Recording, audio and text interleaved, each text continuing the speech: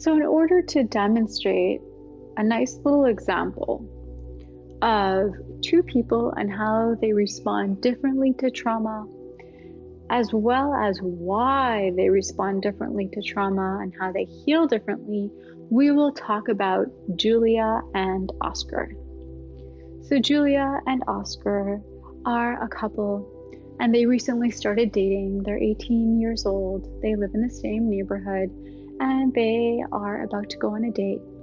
And to give you a little bit of a background, Julia grew up in a middle-class family, and her parents had a sizable income, and they were kind and caring and loving and attentive to her.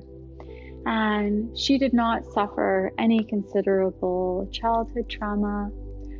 If she fell, she was comforted, and when she cried, she was attuned to. She had friends and neighbors and everything you can ask for. The only thing that did upset her considerably was, as a teenager, she started to be bullied in high school. And that bullying got pretty bad, and when she was put down and alienated by the people around her, she eventually learned that she couldn't escape it because she had to go to school every day. And so the only way for her to deal with it was to completely tune out and to dissociate. And so that's what she did. She would just, imagine she was a bird flying somewhere else, and she would dissociate and go into her dreamland and pretend she wasn't there when she was being bullied. And after about 2 years, her parents switched her schools and she was no longer bullied, and she was really glad about that. And so she does have a little bit of history of trauma because she was bullied, but otherwise she had a very supportive family, and she had predictability and self-agency, and she felt heard and attuned to, and she had consistency and control over her life otherwise. And so that's Julia's background. Oscar had a bumpier ride. Oscar was raised by a mom who wasn't physically healthy, and she had a lot of health problems, and it was really difficult for him because he had to take care of his mom a lot, and his dad, as a coping mechanism, drank a lot. And so Oscar's dad would get aggressive when he was angry, and the way that Oscar learned to cope with his parents and with the difficulties of their behaviors and of the situation is he would dissociate when it came to his mom, and he would try and detach from her because he didn't want to be hurt if she were to get very ill and die. And when it came to his dad, he became very agitated and he ran away to protect himself from his dad's aggressive outbursts when he was drunk. And so that's how Oscar grew up. And he did definitely have childhood trauma, and thankfully he had really good neighbors, really good cousins and friends that he spent a lot of time in their homes, and he was able to get friendship and attunement and comfort in different ways from the different helpful and supportive people in his life. And he really appreciated dating Julia. They were both gamers, and they went hiking together, and they liked coding, and he recently got his motorcycle license. And so he was excited to take Julia on a motorcycle ride to a restaurant that he really enjoyed. And so here's what happens, and we're going to walk through how they respond differently based on their circumstances to a traumatic event, how they cope differently, and how they heal differently.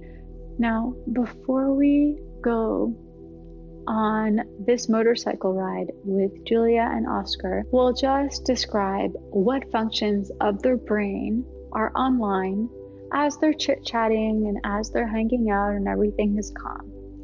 And so we have 3 parts of the brain that are online and running really smoothly right now while they're on their date, and they're communicating and laughing and joking around.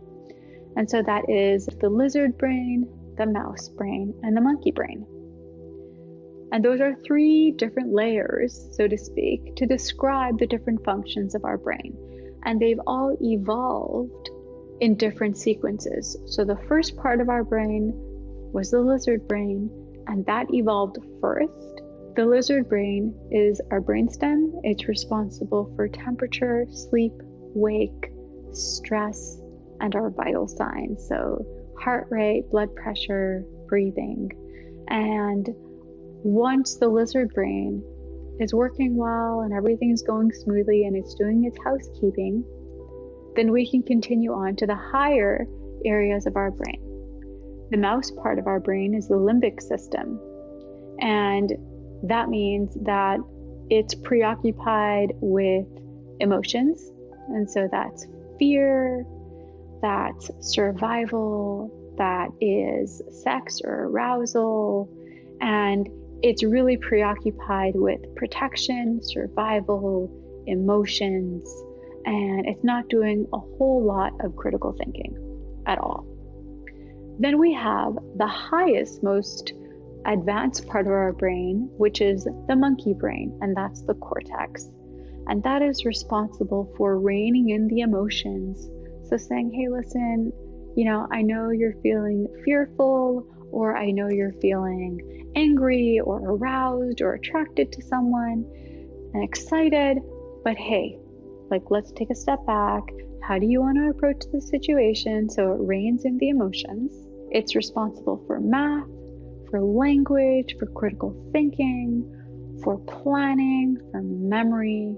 And so these parts of our brains are what we're using when we're feeling calm, when we're feeling safe, when we're not feeling agitated, and we're able to be social, and we're able to be creative, and we're able to have intelligent conversations and critical thinking. And Oscar and Julia are using mainly this part of their brain because their limbic system and their brainstem and every other part of their brain is working well and not in a chaotic mode, running smoothly in the background, and they're able to use their cortex or their monkey brain as they talk and as they hang out.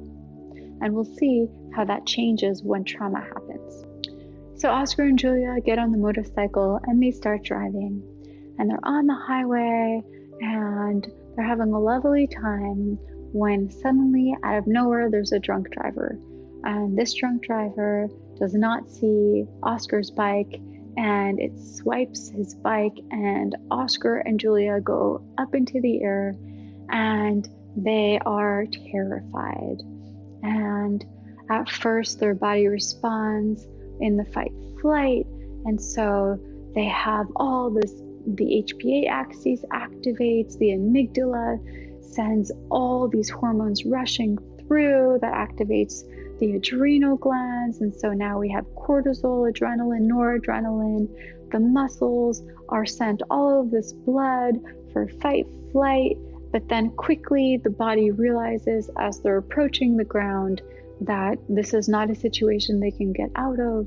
And so their body releases endogenous opioids, which is kind of like the body's natural morphine, where it prepares to be injured, and it prepares for either pain or injury. And so therefore it slows down the heart rate, the breath rate, the blood pressure, and it acts as a natural painkiller. And as they hit the ground, they are just overwhelmed. And the way that this event processes in their mind is not an event that has an organized beginning, middle, and end.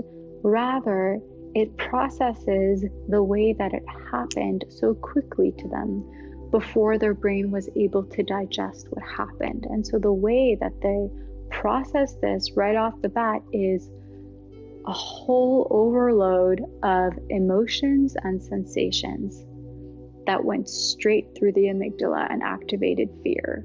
The way that they process this and the way that they remember this is simply sight, smell, sound, taste, and touch, along with hugely overwhelming emotions and sensations. So maybe the sensations would be pain, fear, dread, and then the images, the sounds, the smells, the feel of it, the smell, if there was any smell. So literally just the five senses of what came in from their body, including the images and the overwhelming emotions. That would be the memory, this chaotic, disorganized bunch of memories of the event.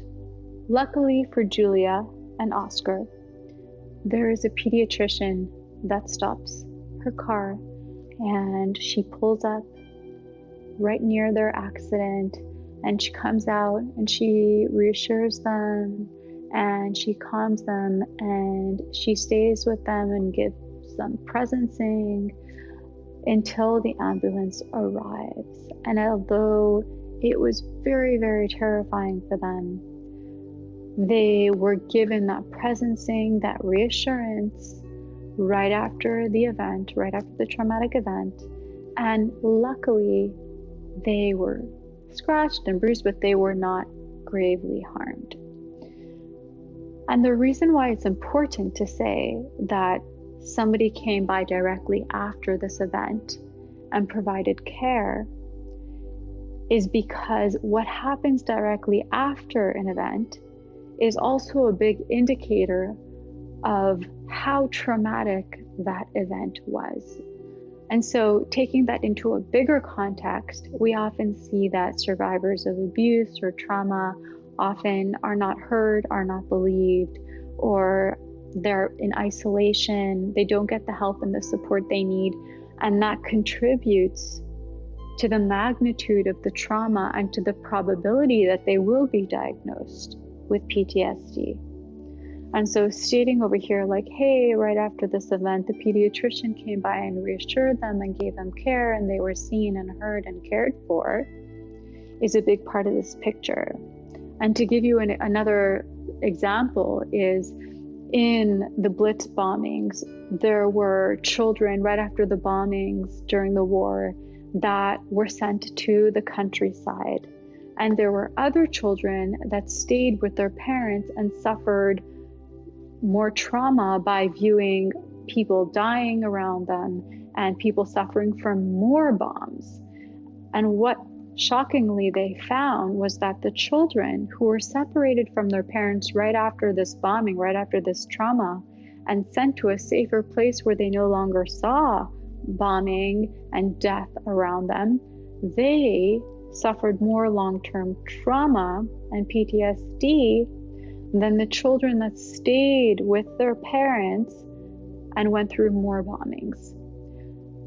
Because support, attunement, love, and care are a massively protective factor. So a strong support system is a massively protective factor right after a trauma happens to prevent that trauma from integrating more profoundly into the system and causing PTSD. Now, what's the best case scenario for Julia and Oscar? If they get everything they need and all the support and love and care they need, and if they are really truly resilient, what's the best case scenario? And so the best case scenario is that they're able in maybe a couple days, in a week's time, and for the remainder of their lives to be able to look back at that event and to say, you know, when I think back to that event, I understand that I was scared at the time, but when I recall it, it doesn't make any changes in my body. And I'm able to look back at it and think of it as a beginning, middle, and end. It happened, and I integrated it, and it sucked, but I'm where I am now, and it doesn't disturb my appetite, my sleep, my ability to focus or concentrate. It didn't change my view of the world. It didn't change my view of myself. And, you know, drunk drivers totally suck, and I didn't like that, and I don't think it was great. Next time I go on my motorcycle, I'm going to wear extra protective gear, maybe I'll drive a little bit more defensively, but I'm ready to go back on my motorcycle, and I know, I'm responsible, and I have faith that most of the time, the overwhelming majority of the time when I go on my motorcycle, or when Julia goes on Oscar's motorcycle, it will be fine, and there will be no drunk drivers, and it's not a huge risk, and they're able to get on that bike and enjoy it. And so that would be the best case scenario, because that means that it's not making any physiological changes in their body. It's not affecting their inner environment, and it's not affecting their lifestyle or their outer environment. So there are some factors, some risk factors, that will now come into play when helping us assess the risk that Julia or Oscar will develop PTSD from this event. So the risk factors for developing PTSD would be based on age, gender, the severity of the event, and more importantly, it would be, is there any history of abuse, history of psychiatric conditions, history of past trauma, and definitely social support is a huge one. So if somebody has a lack of social support, a lack of finances, a lack of socioeconomic status, and is predisposed to isolation, then that's a lot of risk factors for developing PTSD. One of the main protective factors for PTSD, as we've touched on before, was really strong social support, attunement, care, being helped and supported, especially right after stress occurs. So those are protective, as well as all the other things that we can say. So, having financial support, having education, having a strong, good psychiatric background, no psychiatric diagnoses. There's definitely protective factors in those senses as well, but the main one would be social support. Now, what was Oscar's journey? How was he affected by the accident? Was he able to get through it? How was he able to get through it? And the answer is Oscar had different risk factors. So he had a history of child abuse. He had a history of being in a situation where he had little power. It was inconsistent. It was unstable, little control.